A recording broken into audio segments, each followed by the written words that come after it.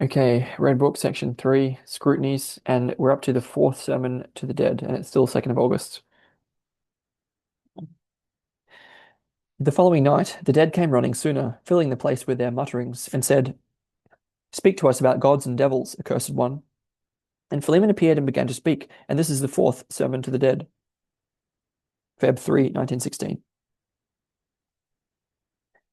SUN, the sun god is the highest good, the devil the opposite. Thus you have two gods, but there are many high and good things and many great evils. Among these are two devil gods. One is the burning one, the other the growing one. The burning one is Eros, in the form of a flame. It shines by consuming.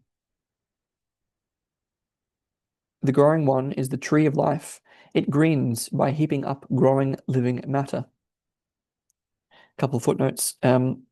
Firstly, on Eros 104. In 1917, Jung wrote a chapter on sexual theory, psychology of the unconscious processes, taken up into two essays, which presented a critique of the psychoanalytic understanding of the erotic. He's in 1928 revision of this chapter, retitled The Eros Theory, he added, quote, "The erotic belongs on the one hand to the original drive nature of man. On the other hand, it is related to the highest forms of the spirit. It only thrives when spirit and drive are in right harmony. Eros is a mighty daemon, as the wise Dharma said to Socrates. He is not all of nature within us, though he is at least one of its essential aspects." In the Symposium, Dharma teaches Socrates about the nature of Eros. He tells him, quote, "He is a great spirit, Socrates. Everything classed as a spirit falls between God and human." "What function do they have?" I asked. "They interpret and carry messages from gods to humans and from humans to gods and from gods to humans. They convey prayers and sacrifices from humans and commands and gifts in return for sacrifices from gods. Being intermediate between the other two, they fill the gap between them and enable the universe to form an interconnected whole. They serve as the medium for all divination, for priestly expertise in sacrifice, ritual, and spells, and for all prophecy and sorcery.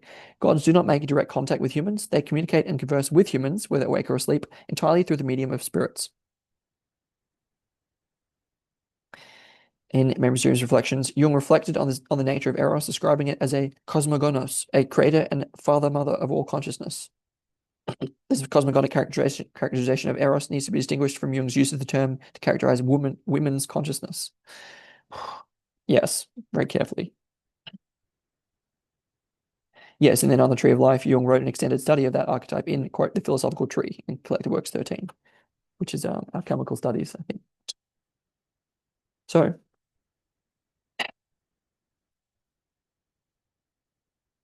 Eros flames up and dies, but the Tree of Life grows with slow and constant increase through measureless periods of time. Good and evil unite in the flame. Good and evil unite in the growth of the tree. In their divinity, life and love stand opposed. The number of gods and devils is as innumerable as the host of stars. Each star is a god, and each space that a star fills is a devil. But the empty fullness of the whole is the pleroma. Abraxas is the effect of the whole, and only the ineffective opposes him. 4 is the number of the principal gods, as 4 is the number of the world's measurements. 1 is the beginning, the sun god. 2 is Eros, for he binds two together and spreads himself out in brightness. 3 is the tree of life, for it fills space with bodies. 4 is the devil, for he opens all that is closed. He dissolves everything formed and physical. He is the destroyer in whom everything becomes nothing.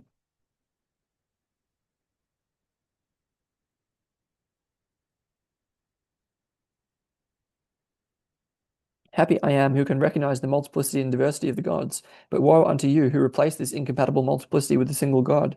In so doing, you produce the torment of incomprehension and mutilate the creation whose nature and aim is differentiation. How can you be true to your own nature when you try to turn the many into one? What you do unto the gods is done likewise unto you. You all become equal, and thus your nature is maimed. Black Book 6 continues, The dead. You are a pagan, a polytheist. Anyway, Philemon goes on, equality prevails not for the sake of God, but only for the sake of man. For the gods are many, while men are few. The gods are mighty and endure their manifoldness. Like the stars, they abide in solitude, separated by vast distances. Therefore they dwell together and need communion, so that they might bear their separateness. For redemption's sake, I teach you the reprehensible, for whose sake I was rejected. The multiplicity of the gods corresponds to the multiplicity of men. Numberless gods await the human state.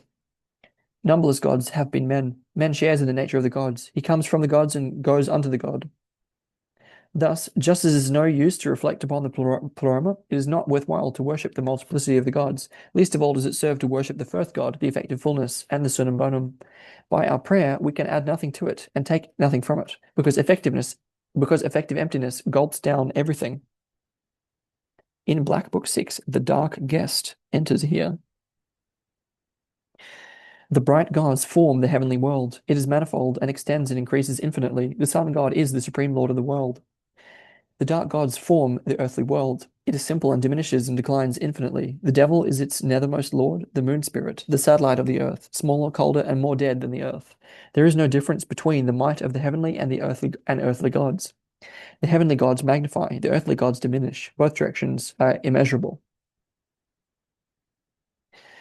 Here the dead interrupted Fleeman's speech with angry laughter and mocking shouts, and as they withdrew, their discord, mockery, and laughter faded into the distance. I turned to Fleeman and said to him, "Oh, Fleeman, I believe you are mistaken. It seems that you teach a raw superstition, which the fathers had successfully and gloriously overcome, that polytheism, which a mind produces only when it cannot free its gaze from the force of compulsive desire, chained to sensory things."